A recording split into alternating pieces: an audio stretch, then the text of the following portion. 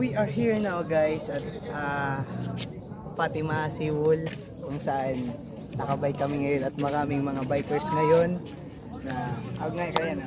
Hey, shout out. So, best place para magboro-bike kay ibang tropa.